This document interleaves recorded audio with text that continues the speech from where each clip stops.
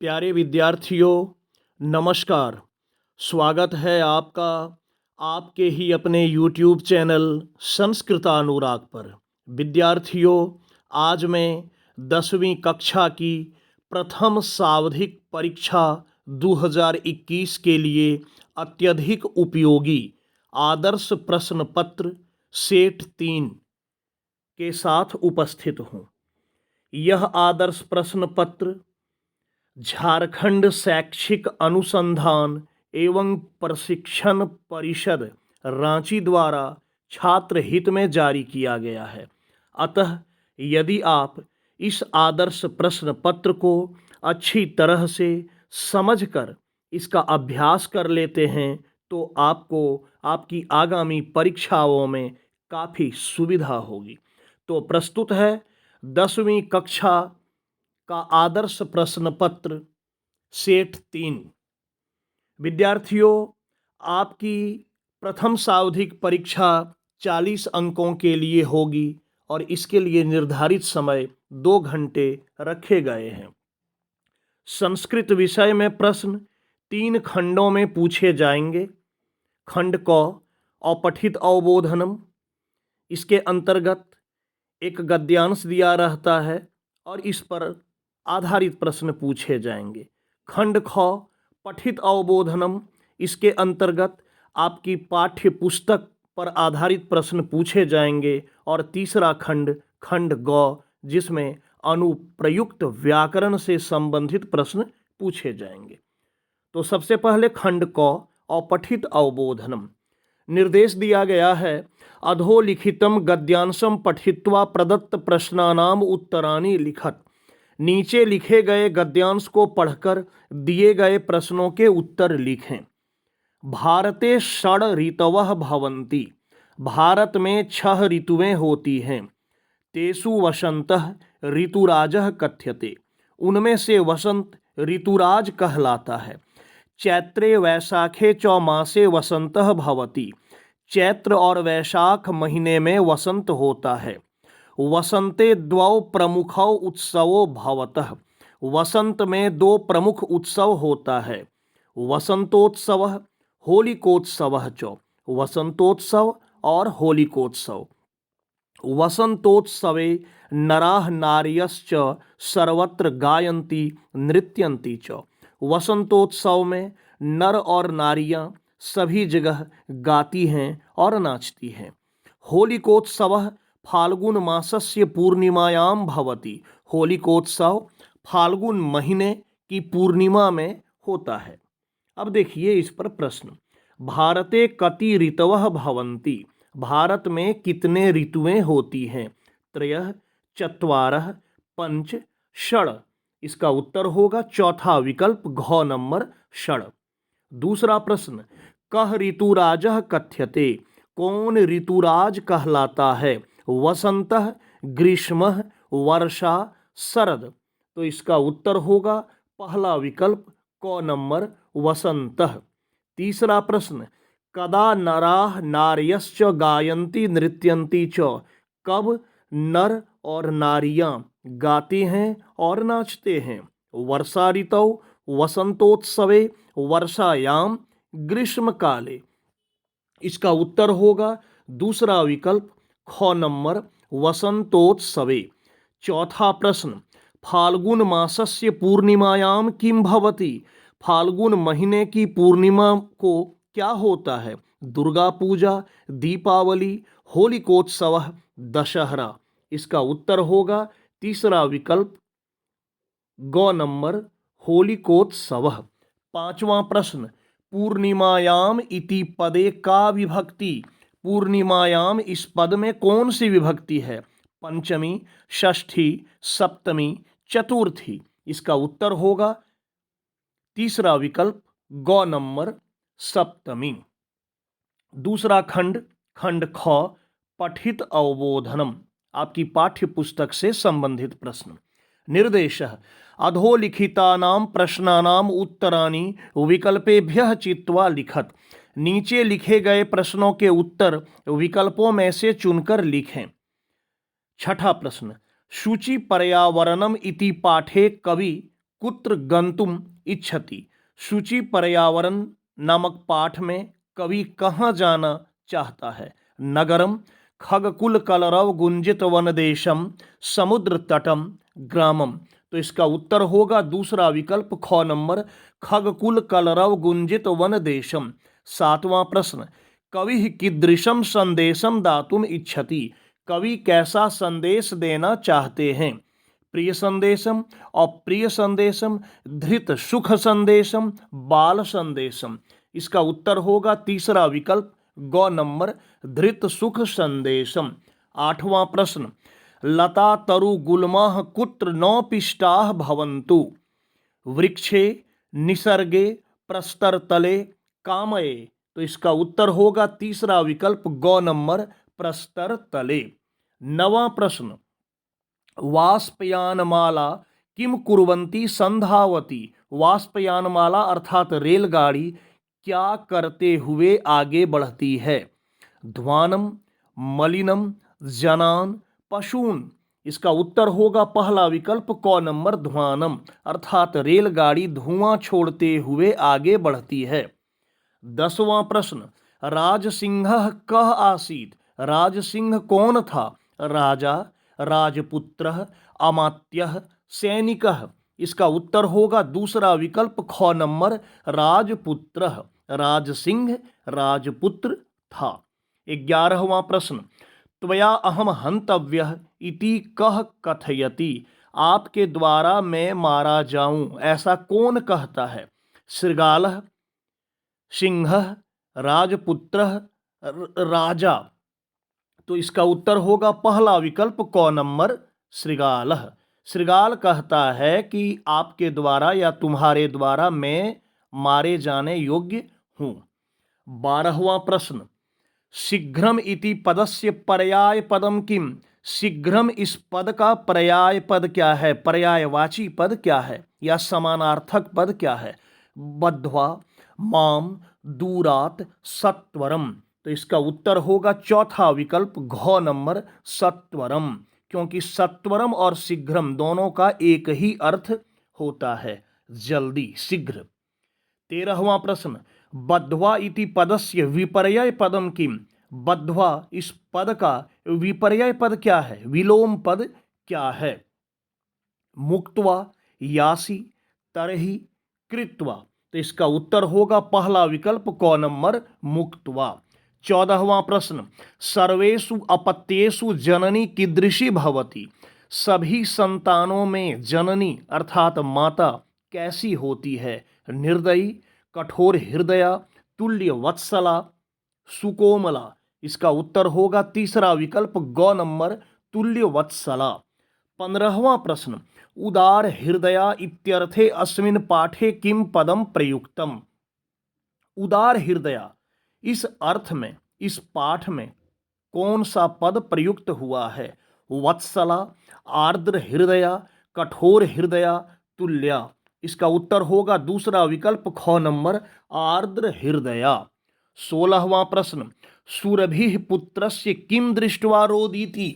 सुरभि पुत्र की क्या देखकर रोती है? सुखम, दैन्यम, धनम, निर्धनम। इसका उत्तर होगा दूसरा विकल्प ख नंबर, दैन्यम। 17वां प्रश्न, अनुभवामि इति क्रियापदस्य कर्तृपदम किम। अनुभवामि इस क्रियापद के लिए कर्तृपद क्या है, अर्थात कर्ता को लिखना है? पुत्रः, माता, पिता, अहम। तो अनुभवामि का कर्ता है अहम, चौथा विकल्प घ नंबर। 18वां प्रश्न, प्रथमम मनुष्यः कस्य हितैषी भवेत्। पहले मनुष्य को किसका हितैषी होना चाहिए? परेषां, सर्वेषां, आत्मनः, कस्यापिनो। इसका उत्तर होगा तीसरा विकल्प ग नंबर, आत्मनः। कहा गया है कि सबसे पहले मनुष्य को अपना हितैषी होना चाहिए। 19वां प्रश्न, विरुद्धम अपि भोजनम अत्र विशेषण पदम किम। विरुद्धम अपि भोजनम, इन दोनों पदों में से विशेषण पद क्या है? विरुद्धम अपि, विरुद्धम, भोजनम, अपि। तो इसका उत्तर होगा दूसरा विकल्प ख नंबर विरुद्धम। 20वां प्रश्न, आयु इति पदस्य पर्याय पदम किम। आयु इस पद का पर्याय पद क्या है, समानार्थक पद क्या है। वयः, देशः, कालः, बलः। तो इसका उत्तर होगा पहला विकल्प क नंबर वयः। 21वां प्रश्न, पूर्णतया इति पदस्य विलोम पदम किम। पूर्णतया इस पद का विलोम पद क्या है। पुंभिः, हितैषिभिः, अर्धेन, पूर्ण रूपेण।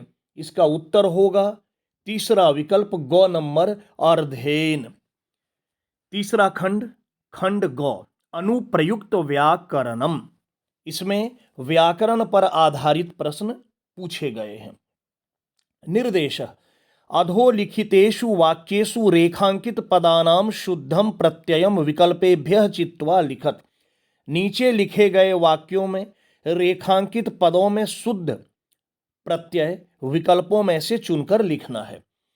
22वां प्रश्न, सीता पठितुम विद्यालयम गच्छति। यहां रेखांकित पद है पठितुम, विकल्प है कत्वा, तुमुन, ल्यप, सत्री। तो इसका उत्तर होगा दूसरा विकल्प ख नंबर तुमुन। पठितुम में तुमुन प्रत्यय का प्रयोग हुआ है। 23वां प्रश्न, सह पुस्तकम नीत्वा पठति। यहां रेखांकित पद है नीत्वा, विकल्प है कत्वा, क्षत्री, सानच, अक्त। तो यहां उत्तर होगा पहला विकल्प क नंबर कत्वा। 24वां प्रश्न, रमा गृहम गच्छन्ति खेलति। इसमें रेखांकित पद है गच्छन्ति और विकल्प है शानच, क्षत्री, तुमुन, ल्यप। तो इसका उत्तर होगा दूसरा विकल्प ख नंबर क्षत्री, क्योंकि गच्छन्ति में क्षत्री प्रत्यय का प्रयोग हुआ है। स्त्रीलिंग में होता है गच्छन्ति। 25वां प्रश्न, बालिका पुस्तकम पठितवती। रेखांकित पद है पठितवती और विकल्प है कतवतु, क्षत्री, सानच। तो यहां उत्तर होगा अक्तवतु, क्योंकि अक्तवतु प्रत्यय का स्त्रीलिंग में पठितवती होता है। 26वां प्रश्न, वीराः युद्धम विजित्य गच्छन्ति। इसमें रेखांकित पद है विजित्य और विकल्प है कत्वा, तुमुन, ल्यप, सत्री। तो इसका उत्तर होगा तीसरा विकल्प ग नंबर ल्यप, क्योंकि ल्यप में, विजित्य में ल्यप प्रत्यय का प्रयोग हुआ है। पुनः निर्देश दिया गया है कि अधोलिखितानाम रेखांकित पदानाम शुद्धम संधिम विच्छेदम व विकल्पेभ्यः चित्वा लिखत। नीचे लिखे गए रेखांकित पदों में शुद्ध संधि या विच्छेद विकल्पों में से चुनकर लिखिए। 27वां प्रश्न, राम जोड़ अनुजः प्रतिदिनम विद्यालयम गच्छति। विकल्प है रमानुजः, रामानुजः, रमेनुजः, रमनुजः और रेखांकित पद है राम जोड़ अनुजः। इसका सही उत्तर होगा दूसरा विकल्प ख नंबर रामानुजः। 28वां प्रश्न, मंत्रस्य शुद्धम उच्चारणम कुरु। रेखांकित पद है उच्चारणम, विकल्प है उत जोड़ चारणम, उच्च जोड़ चारणम, उच्च जोड़ चारणम, उच्चा जोड़ रनम। इसका उत्तर होगा पहला विकल्प क नंबर उत जोड़ चारणम। 29वां प्रश्न, अयम संसारः विचित्रः अस्ति। इसमें रेखांकित पद है संसारः और विकल्प है सत जोड़ सारः, सम जोड़ सारः, संस जोड़ आरः, संसा जोड़ रह। तो इसका उत्तर होगा दूसरा विकल्प ख नंबर सम जोड़ सारः। 30वां प्रश्न, नारदः देवर्षिः कथ्यते। रेखांकित पद है देवर्षिः और विकल्प है देव जोड़ अर्षिः, देवर जोड़ शिह, देव जोड़ ऋषि, देवा जोड़ ऋषि। उत्तर होगा तीसरा विकल्प ग नंबर देव जोड़ ऋषि। 31वां प्रश्न, नय जोड़ अकः अभिनयम करोति। इसमें रेखांकित पद है नय जोड़ अकः। यहां रेखांकित छूट गया है, लाइन देना छूट गया है, लेकिन रेखांकित पद होगा नय जोड़ अकः और विकल्प है नायकः, नयकः, नौयाकः, नायिका। तो इसका सही उत्तर होगा पहला विकल्प क नंबर नायक। 32वां प्रश्न, लेकिन उसके पहले निर्देश है अधोलिखितेषु वाक्येषु रेखांकित पदानां शुद्धम समासम विग्रहम व विकल्पेभ्यः चित्वा लिखत। नीचे लिखे गए वाक्यों में रेखांकित पदों के शुद्ध समास या समास विग्रह विकल्पों में से चुनकर लिखिए। 32वां प्रश्न, राधा कृष्णस्य समीपम गच्छति। इसमें रेखांकित पद है कृष्णस्य समीपम और विकल्प है उपकृष्ण, उपकृष्णा, उपकृष्णम, अनुकृष्णम।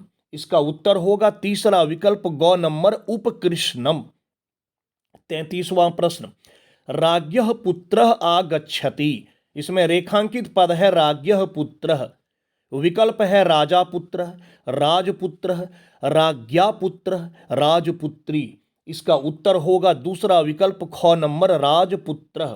34वां प्रश्न, इंद्रः देवाधिपति अस्ति। इसमें रेखांकित पद है देवाधिपति, विकल्प है देवान अधिपति, देवाभ्याम अधिपति, देवात अधिपति, देवानाम अधिपति। तो सही उत्तर होगा चौथा विकल्प घ नंबर देवानाम अधिपति। 35वां प्रश्न, राम लक्ष्मणौ वनम गच्छतः। रेखांकित पद है राम लक्ष्मणौ, विकल्प है राम च लक्ष्मण च, रामः च लक्ष्मणः च, रामा च लक्ष्मणा च, रामेन च लक्ष्मणेन च। इसका सही उत्तर होगा दूसरा विकल्प ख नंबर रामः च लक्ष्मणः च। 36वां प्रश्न, इदम स्थानम निर्मक्षिकम अस्ति। इसमें रेखांकित पद है निर्मक्षिकम और विकल्प है मक्षिकानाम सहितम, मक्षिकानाम अभावः, मक्षिकायुक्तम, मक्षिकेन अभावः। इसका उत्तर होगा दूसरा विकल्प ख नंबर मक्षिकानाम अभावः। पुनः निर्देश है कि अधोलिखित वाक्येषु विकल्पेभ्यः शुद्धम अव्यय पदम चित्वा रिक्त स्थानानि पूरयत। नीचे दिए गए या नीचे लिखे गए विकल्पों में से शुद्ध अव्यय पद को चुनकर रिक्त स्थानों को पूरा करें। अव्यय पर आधारित ये 4 प्रश्न हैं। 37वां प्रश्न, वृष्टि भवति गृहात्। रिक्त स्थान है मां गच्छ, विकल्प है विना, बहिः, पुरा, ह्यः। यहाँ होगा दूसरा विकल्प ख नंबर बहिः, क्योंकि बहिः का अर्थ होता है बाहर और यदि इसको यहाँ रिक्त स्थान में डालते हैं तो वाक्य का अर्थ बिल्कुल सही हो जाता है। वर्षा होती है या वर्षा हो रही है, घर के बाहर मत जाओ। 38वां प्रश्न, जलम रिक्त स्थान है जीवनम नास्ति, विकल्प है बहिः, श्वः, विना, सर्वत्र। इसमें सही उत्तर होगा तीसरा विकल्प ग नंबर विना। जल के बिना जीवन नहीं है। 39वां प्रश्न, पहले ही रिक्त स्थान है अहम लिखामि, विकल्प है श्वः, ह्यः, विना, अधुना। इसमें उत्तर होगा चौथा विकल्प घ नंबर अधुना। अधुना मतलब अब या अभी मैं लिखता हूं। और इस आदर्श प्रश्न पत्र सेट 3 का 40वां एवं अंतिम प्रश्न, ईश्वरः रिक्त स्थान है अस्ति, विना, अथ, सर्वत्र, ह्यः। यहाँ होगा तीसरा विकल्प ग नंबर सर्वत्र। सर्वत्र का अर्थ होता है सभी जगह, ईश्वर सभी जगह हैं। प्यारे विद्यार्थियों, यदि आप चाहें तो इस आदर्श प्रश्न पत्र को अपनी उत्तर पुस्तिका में आप लिखकर इसका अभ्यास कर सकते हैं। आपकी सुविधा के लिए मैं यहाँ अलग से उत्तर भी दे रखा हूँ और यदि आप लिखकर इसका अभ्यास करते हैं तो निश्चित तौर पे आपकी परीक्षा की तैयारी काफ़ी अच्छी हो जाएगी। आप इन उत्तरों के माध्यम से आत्म मूल्यांकन भी कर पाएंगे कि आपकी तैयारी कितनी हुई है और कितनी और तैयारी करने की आवश्यकता है। तो प्यारे छात्रों, अगर आपको आज का मेरा यह वीडियो पसंद आया हो तो कृपया इसे आप लाइक, कमेंट एवं शेयर करके मुझे प्रोत्साहित करने का कार्य करें ताकि आगे आपके लिए मैं और भी बेहतर एवं उपयोगी वीडियो बनाने का कार्य करता रहूं। साथ ही मेरे इस चैनल संस्कृतानुराग को यदि आप अब तक सब्सक्राइब नहीं किए हैं तो इसे आप अवश्य सब्सक्राइब कर लें एवं नोटिफिकेशन को भी ऑन कर लें, ताकि मेरे द्वारा इस चैनल पर अपलोड किए गए प्रत्येक वीडियो की सूचना सर्वप्रथम आपको प्राप्त हो सके। तो आज के लिए इतना ही। सबों को मेरी ओर से बहुत बहुत धन्यवाद।